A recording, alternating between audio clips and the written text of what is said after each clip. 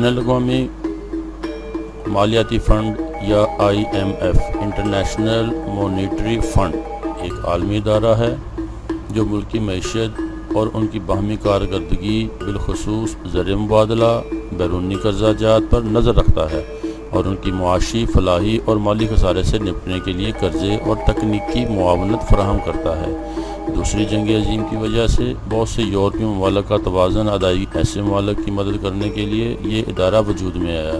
یہ ادارہ جنگ عظیم دوم کے بعد بریٹن ووڈز کے معاہدہ کے تحت بین الاقوامی تجارت اور مالی لین دین کی ثالثی کے لیے دسمبر 1945 میں قائم ہوا۔ اس کا مرکزی دفتر امریکہ کے دارالحکومت واشنگٹن میں ہے۔ اس وقت دنیا کے 185 ممالک اس کے رکن ہیں۔ شمالی کوریا، کیوبا اور کچھ دوسرے چھوٹے ممالک کے علاوہ تمام ممالک اس کے ارکان میں شامل ہیں۔ بین الاقوامی مالیاتی فنڈ پر بڑی طاقتوں کا مکمل راج ہے، جس کی وجہ سے اس کے فیصلوں کے لیے ووٹ ڈالنے کی غیر منصفانہ تقسیم ہے۔ یہ ادارہ تقریباً تمام ممالک کو قرضے دیتا ہے جو ان ممالک کے بیرونی قرضوں میں شامل ہوتے ہیں۔ ان قرضوں کے ساتھ غریب ممالک کے اوپر کچھ شرائط بھی لگائی جاتی ہیں جن کے بارے میں ناقدین کا خیال ہے کہ یہ شرائط اکثر اوقات مقروض ملک کے معاشی حالت کو بہتر بنانے کی بجائے اسے بگاڑتی ہیں۔ بین الاقوامی مالیاتی فنڈ جیسے بین الاقوامی ادارہ کے ڈھانچے کو بدلنے کی ضرورت وقت کے ساتھ ساتھ زیادہ محسوس کی جا رہی ہے۔ IMF کیوں بنایا گیا؟ آئیے اس کی تاریخ پر نظر ڈالتے ہیں۔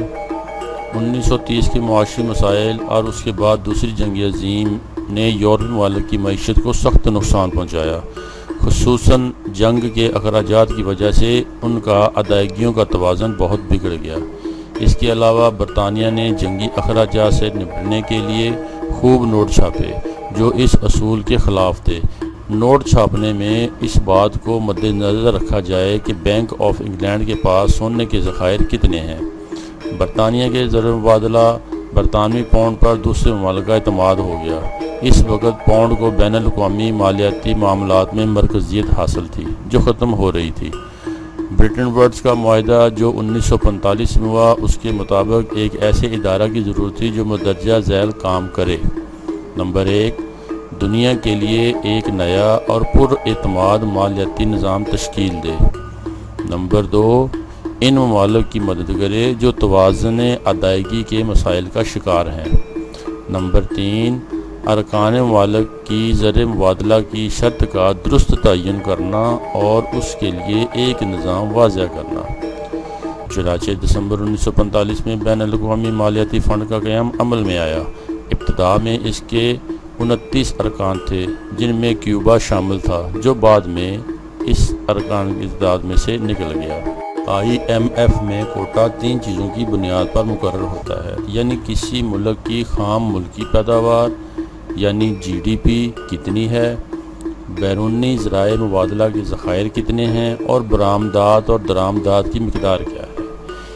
انہی کی بنیاد پر کسی رکن ملک کے ووٹوں کی تعداد کا تعین ہوتا ہے۔ اپنے کوٹا کے برابر رقم تسلیم شدہ زر مبادلہ میں یا سونے کی صورت میں بین الاقوامی مالیاتی فنڈ کے پاس رکھنا ہوتی ہے۔ بین الاقوامی مالیاتی فنڈ میں رائے شماری کا ایک طریقہ رائج ہے۔ IMF میں ایک ملک کو ایک ووٹ حاصل نہیں بلکہ ووٹ 3 چیزوں کی بنیاد پر مقرر ہوتے ہیں، یعنی کسی ملک کی خام پیداوار GDP کتنی ہے، بیرونی ذرائع مبادلہ کے ذخائر کتنے ہیں اور برآمدات اور درآمدات کی مقدار کیا ہے۔ اس طریقہ کی وجہ سے غریب ملکوں کے ووٹوں کی تعداد نہ ہونے کے برابر صرف امریکہ کے ووٹ کل ووٹوں کا تقریباً 18% بنتے ہیں۔ اگر ہم 5 بڑے ممالک امریکہ، برطانیہ، فرانس، جاپان اور چین کے ووٹ جمع کریں تو وہ ووٹوں کی کل تعداد کا 40% کے قریب بنتے ہیں۔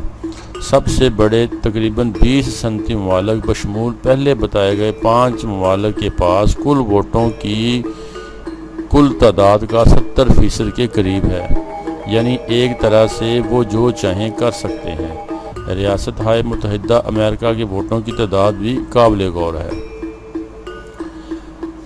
آپ ایک چارٹ دیکھ رہے ہیں۔ جس میں بنیادی طور پر صنعتی ممالک بین الاقوامی مالیاتی فنڈ میں اتنے ووٹ رکھتے ہیں وہ جو چاہیں منوا سکتے ہیں۔ ووٹوں کے حساب سے بھی ترتیب دیا گیا ہے۔ بین الاقوامی مالیاتی فنڈ کون کون سے قرضے دیتا ہے؟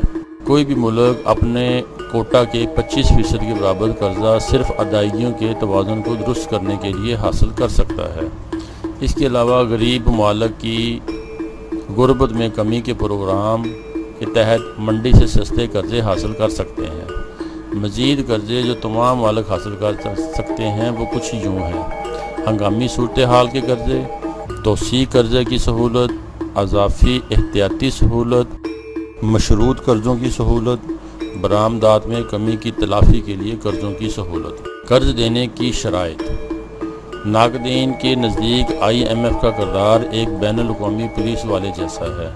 جیسے آئی ایم ایف غریب ممالک کو ان شرائط پر قرضے دیتا ہے: سود کی شرح میں اضافہ کیا جائے، اس سے غربت بڑھ جاتی ہے، ٹیکس بڑھایا جائے اور حکومتی اخراجات میں کمی کی جائے، اس سے عوامی سہولتوں میں کمی آتی ہے اور بے روزگاری بڑھتی ہے، زیادہ سے زیادہ قومی اداروں کی نجکاری کی جائے، اس سے ملکی اثاثے غیر ملکیوں کے پاس چلے جاتے ہیں، بین الاقوامی سرمایے کی ملک میں آمد و رفت پر تمام پابندیاں ہٹائی جائیں، اس سے اسٹاک مارکیٹ میں عدم اور استحکام پیدا ہوتا ہے، بین الاقوامی بینکوں اور کارپوریشنوں کو زیادہ سے زیادہ آزادی دی جائے، اس سے ملکی صنعتیں مفلوج ہو جاتی ہیں، اس کے بعد ان ممالک کو بس اتنی رقم مزید قرض دی جاتی ہے کہ وہ اپنے موجودہ بین الاقوامی قرضوں کا سود ادا کر سکیں۔ ان اصلاحات کے نتیجہ میں ملکی دولت آئی ایم ایف کے پاس چلی جاتی ہے اور یہ سب جمہوریت کی آڑ میں ہوتا ہے۔ سن 2008 کے بین الاقوامی مالیاتی بحران میں صرف 2 ممالک زیادہ متاثر نہیں ہوئے، یہ ہندوستان اور چین تھے۔ ان دونوں ممالک میں آئی ایم ایف کا اثر رسوخ بہت کم ہے۔ ایک حیرت انگیز آئی ایم ایف کے سربراہ کا حیرت انگیز بیان۔ 2012 میں آئی ایم ایف کے سربراہ کرسٹن لاگارڈی نے بیان دیا تھا کہ جب آئی ایم ایف کے اطراف کی دنیا پر زوال آتا ہے تو ہم ترقی کرتے ہیں۔ اس وقت ہم بہت فعال ہو جاتے ہیں کیونکہ ہم قرضے دیتے ہیں، ہمیں سود، فیس اور بہت کچھ ملتا ہے اور ادارے کو خوب منافع ہوتا ہے۔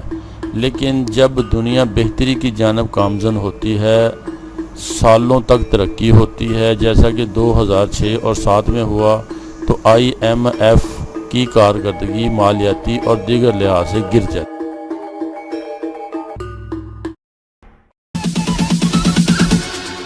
Bounds.